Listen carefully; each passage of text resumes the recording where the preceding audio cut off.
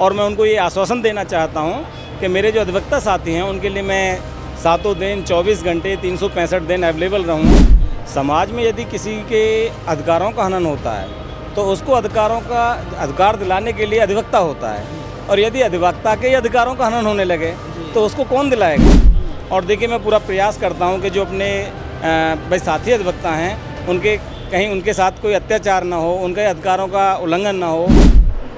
Bulandshahr district bar association पर चुनावी माहौल है भैया, और चुनावी माहौल की वजह से तमाम जो प्रत्याशी हैं वो मैदान में उतरे हुए हैं और अपना दमखम भर रहे हैं जीत का। ऐसे में कई ऐसे चेहरे हैं जो पहले भी जीत चुके हैं, फिर से वो अपनी किस्मत आजमाने के लिए चुनावी रण में उतर चुके हैं।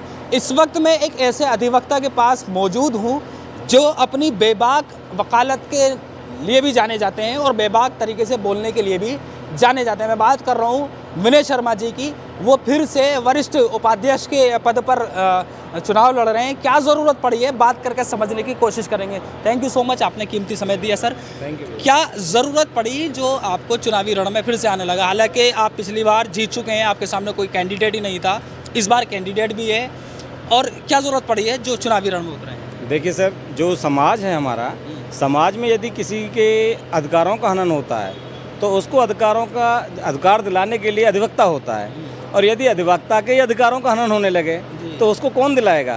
तो इसलिए अपने जो अधिवक्ता साथी हैं उनके जो अधिकार इन्फ्लुएंस हो रहे हैं, उनका उल्लंघन हो रहा है, उनकी कहीं कोई सुनवाई नहीं होती है, उनके प्रति अत्याचार हो रहे हैं, हत्याएँ हो रही हैं, उनकी मारपीट हो रही है उनके साथ। तो अपने अधिवक्ताओं के संरक्षण दिलाने के लिए जो अधिवक्ता संरक्षण बिल है उसका मार्ग प्रशस्त करने के लिए और अपने जो अधिवक्ता साथी हैं उनका प्यार पाने के लिए मुझे इस पद की आवश्यकता हुई। चलिए, चुनावी दंगल में जा रहे हैं, मैदान में जा रहे हैं, अधिवक्ता साथी हैं, वोटर्स हैं, सपोर्टर्स हैं, किस किस्म का प्यार मिल रहा है? मुझे सबका सपोर्ट मिल रहा है, सबका सपोर्ट, सबका साथ मिल रहा है। और इसी साथ के चलते मैं पिछले जो निर्वाचन हुआ था, पिछले चुनाव में मैं निर्विरोध विजयी हुआ था। तो अगर इस बार जो जनता, जो आपके अधिवक्ता साथी, वोटर्स, आपके सपोर्टर्स आपको वोट देंगे, कोई उम्मीद होती है वोट देने के पीछे कि भाई हम इनको विनय शर्मा जी को जिताएं तो ये हमारी जो उम्मीदों पर खरे उतरेंगे? ये उम्मीदों पर खरा उतरना किस हद तक उम्मीद दिलाता है जो आपके वोटर्स हैं? देखिए, जो मेरे अधिवक्ता साथी हैं उनको भी उम्मीद है कि जो विनय शर्मा जी हैं, ये जो हमारे अधिकार हैं, हमारा जो मान लीजिए कहीं राइट इन्फ्लुएंस होते हैं तो उनको दिलाने में कहीं ना कहीं हमारी इनकी भूमिका रहेगी, इनका सहयोग रहेगा। और देखिए, मैं पूरा प्रयास करता हूँ कि जो अपने भाई साथी अधिवक्ता हैं उनके कहीं उनके साथ कोई अत्याचार ना हो, उनके अधिकारों का उल्लंघन ना हो, उनके साथ कोई अभद्र व्यवहार ना हो।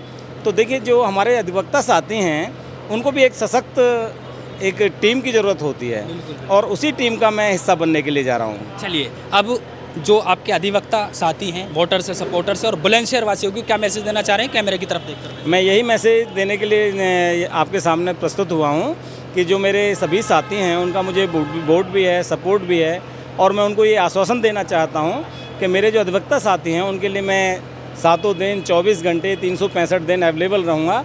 और मेरे जो साथी अधिवक्ता हैं, यदि उनको कहीं कोई दिक्कत आती है तो मुझे कभी भी कॉल कर लें, कहीं भी बुला लें, मैं उनकी मदद के लिए हमेशा तत्पर रहूँगा। चलिए, खैर भैया जी, आने वाली 17 तारीख में वोटिंग है, किस्मत बंद हो जाएगी, लेकिन 17 में ही खुल भी जाएगी। ऐसे में तभी पता चलेगा कि भैया कौन जीत का सेहरा पहनेगा और कौन हार का मुंह देखेगा। सहयोगी हमजा के साथ याया खान सोज, खबर तहकीकात, बुलंदशहर।